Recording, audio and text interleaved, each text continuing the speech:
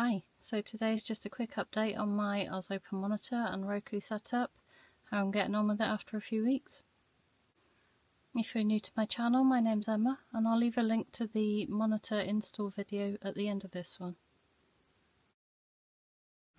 So let me show you how quick it is to set up. So you just pop it on the bracket, there's two cables to plug in, and then you turn the switch on and then it fires up straight away. And the Arzopa comes on and then it goes straight to the Roku.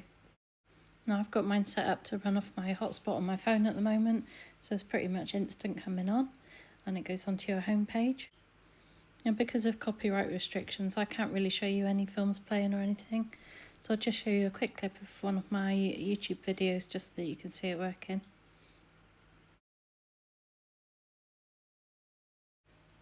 And this is what YouTube itself looks like on the Roku. On the side of the monitor you've just got your volume up and down, and then the menu buttons for changing the settings on the monitor itself. Just a quick look at the Arzopa menu, so you've got things like brightness, colour temperature, OSD settings, and then the signal source miscellaneous. So there's quite a few different settings on there. And I'll just give you a quick look at the Roku app on my phone that you can use as a remote control to control the monitor through the Roku without having to use the actual remote control. And just to confirm, the monitor and the Roku running together use about 5 watts from a power bank. So what's my thoughts a couple of weeks in? Really loving it. It's a nice little monitor, really good picture actually, it's very clear. Sounds pretty good. I think to start off with I maybe had it on the wrong setting, so it was a little bit tinny sounding, but actually it's really good, you know, for a small space anyway. Downside to it so far is there's no volume on the remote control. It's not a problem for me because the monitor's right there, so you know I can turn the volume up and down there, but if you've got a bigger van it might be worth looking at a different remote control. I think they do one that you can control the volume on, but I've not looked into it because it's not really an issue for me.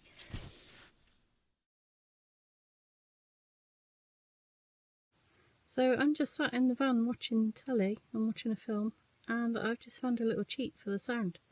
So I'm using the app on the phone and there's a little headphone button on there, and if you click on that it sends the sound to your phone. So I turned on my little Bluetooth speaker and guess what? The sound comes out of that. So I've got a little hack for the sound quality. You can connect a Bluetooth speaker to it through your phone and you can hear the sound through that instead of on the monitor.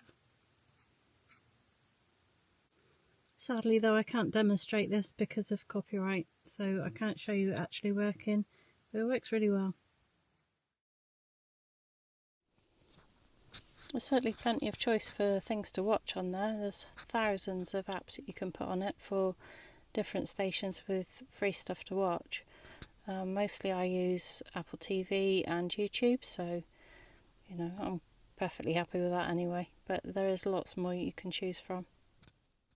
This is the Roku app on my phone. I'm just going to show you a few things. So there's popular free movies, free TV shows, and all you do is just click on one that you want to watch and it will connect you to the right channel to watch it on.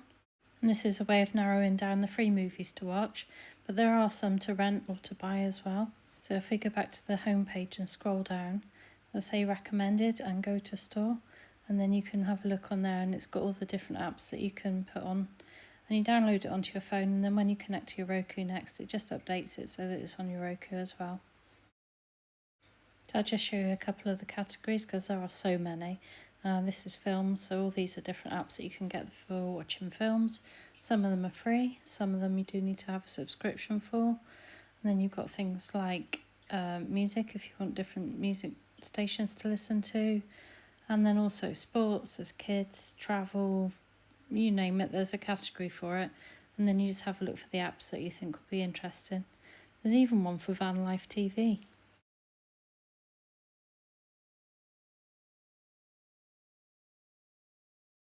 My first job was to move this bracket down. If you've watched my install video, you'll have seen that the cables wouldn't reach and also it was too high up. So I thought I'd move it down to eye level and put it behind the sink. So first I moved my little teaspoon holder out of the way, so that I can mount some wood onto the wall and give the bracket something better to grip onto. But of course, as with all jobs in small spaces, it's never as easy as you think.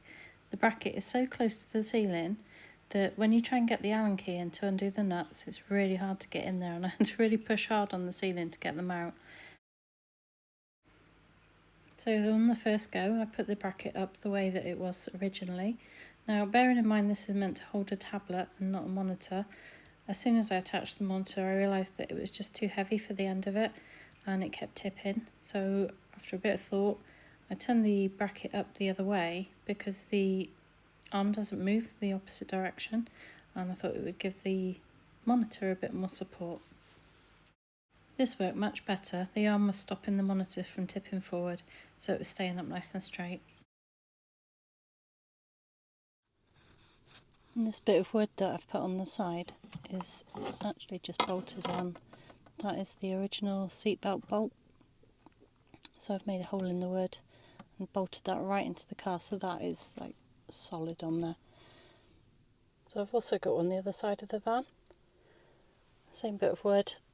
It's got the same bolt where the seatbelt was. And this one I've just got a velcroed on, touch on and off light, because it's right by the sliding door, so you've got easy access light when you first get in. And just underneath this I also have another screw hole that I need to cover up. So I've ordered some more of those little remote control holders like I've got the teaspoons in, and I'm going to pop one on the side there, just so that I've got somewhere to put my keys when I first get in the van, so I know where they always are. So now when I get in the van, I can just put my keys in there and know where they are. So I'll just show you the remote control holders that I've ordered. They're about £4 for two. This is what you get in the packet. So you've got your remote control holder. It's got one little screw hole in there. And then you also get 3M sticky tape so you can stick it on.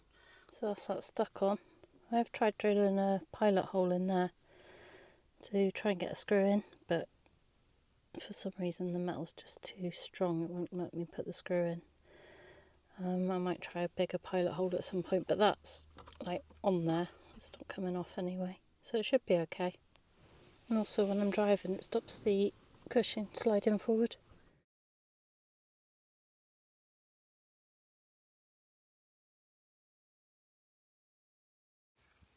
So thank you for joining me today. I hope you found the little update helpful and the little tips and tricks that I've included.